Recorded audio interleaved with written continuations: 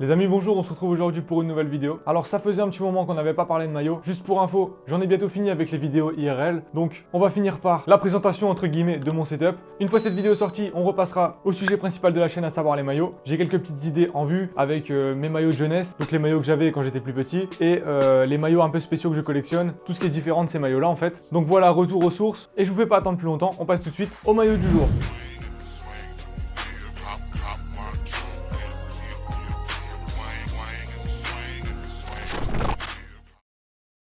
Donc voici le maillot du jour, on retrouve aujourd'hui ce maillot de l'AC Milan. C'est donc un maillot extérieur et il a été porté lors de la saison 2010-2011. Donc c'est un maillot riche en souvenirs pour moi parce que c'est l'un des premiers que j'ai rentré dans la collection en fait. Et quand je l'ai eu, forcément, je n'avais pas cette idée de collection. Donc déjà dans un premier temps, je l'ai énormément porté. Il est dans un très bon état pour l'âge qu'il a parce que je pense que j'ai vraiment dû le porter une bonne centaine de fois. Avant de parler des souvenirs en détail, on va parler de ses caractéristiques. Alors ce qui me frappe dans un premier temps, c'est bien entendu la technologie Climacool, les anciens badges, donc ce petit patch, donc ce petit logo de chez Adidas qui n'est pas sans rappeler la Coupe du Monde 2010. Donc une période qui est riche en souvenirs, je pense pour tous les amateurs de football. La forme qui n'est pas non plus sans rappeler le ballon de Jabulani. Ensuite, je sais qu'il y a pas mal de ces maillots de l'AC Milan qui avaient été déstockés les années suivantes. Mais je pense que celui-là est vraiment très bien réalisé, avec les coutures qui sont triplées. En fait, on a la couture qui est blanche, le petit liseré noir à l'intérieur et les rappels sur les deux côtés en rouge. Donc c'est assez original, j'ai pas retrouvé ça sur beaucoup de maillots. Et je trouve que ça rajoute un petit charme à ce maillot. Le sponsor Fly Emirates, donc typique du club milanais, est toujours en accord avec le blason du club. Toujours sur le blason, on a cette petite étoile brodée en fil doré. Et ce fil doré a été également rappelé sur les manches avec un petit liseré de la même couleur. Et en fait, je le trouve vraiment harmonieux ce maillot.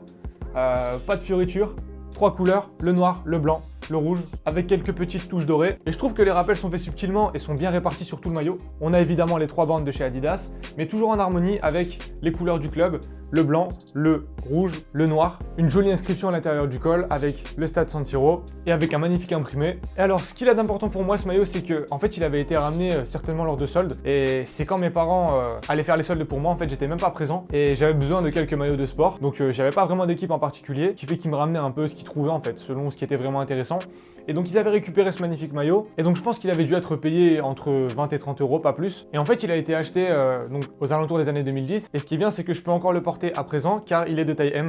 Donc il y a énormément de maillots que je vous présenterai lors de ma vidéo parlant de mes maillots de jeunesse qui sont beaucoup trop petits et donc que je ne peux plus mettre. Mais celui-là reste toujours utilisable à ce jour. Et étant donné que j'ai énormément de maillots qui sont encore avec les tags, je privilégie ce genre de maillot que j'ai déjà porté. Étant donné que je prends bien soin de mes affaires, je pense qu'ils dureront dans le temps. Et de toute façon, étant donné que je compte pas les vendre, je vois pas pourquoi je les porterai pas, étant donné que ils ne perdront pas de cote. C'est là où maintenant il va y avoir quelques petites divergences. Ce maillot n'était pas floqué, étant donné qu'il avait été acheté en Adidas Outlet. Il n'est pas badgé non plus, étant donné que je n'ai jamais trouvé les badges. Donc j'ai regardé sur tout un tas de sites. Alors il y a des petites reproductions avec des badges non authentiques. Mais pour ce qui est des badges Serie A, les connaisseurs le sauront déjà. Mais en fait, les badges par exemple, il y a des badges qui ont été gardés pendant 5 ans. Il y a des badges qui ont été utilisés seulement une seule année.